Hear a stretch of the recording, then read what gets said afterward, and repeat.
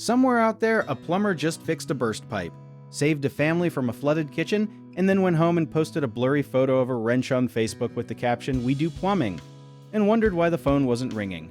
Marketing a plumbing business sounds simple until you realize most of the industry is doing it in a way that would make an advertising professor cry into their coffee. The first and most legendary mistake is thinking word of mouth alone will carry you forever. Your uncle's neighbor's coworker remembering your name is great, but it is not a growth strategy. It is a prayer with bad odds. A lot of plumbing businesses also skip having a real website, or worse, they have one that looks like it was built during the MySpace era and never touched again.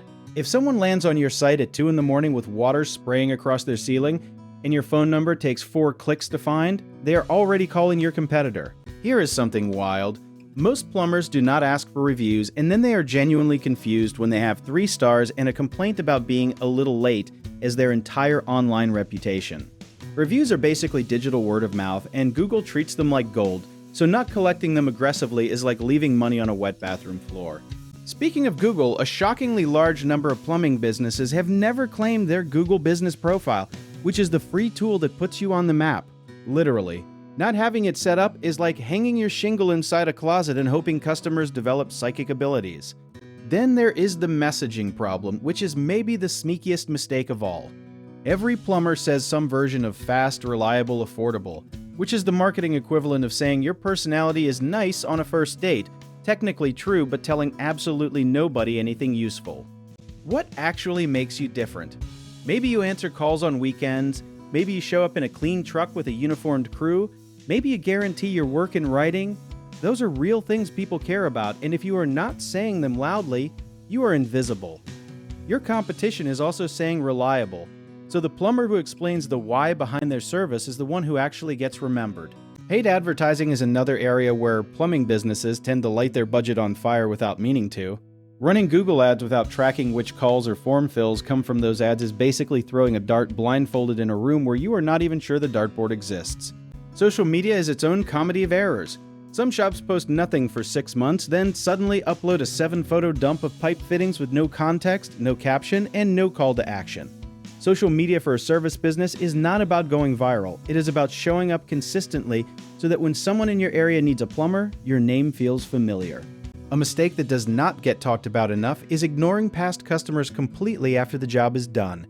Following up with a simple message, a seasonal reminder, or a discount for a referral turns a one-time call into a relationship, and relationships are what actually build a plumbing empire instead of just a plumbing hustle. Some businesses also spend heavily on getting new leads, but put almost no effort into how those leads are handled once they come in.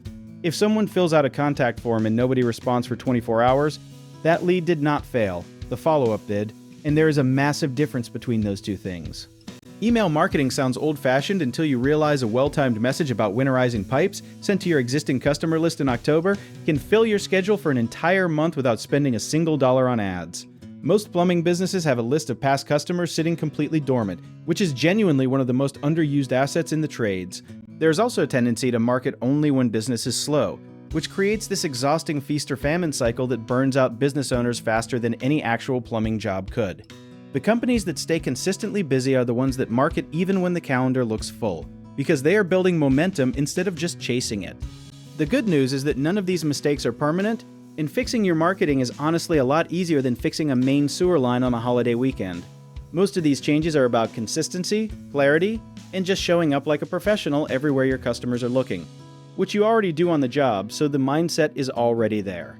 If you want to learn more about how our company can help your plumbing business grow, check out the links in the description.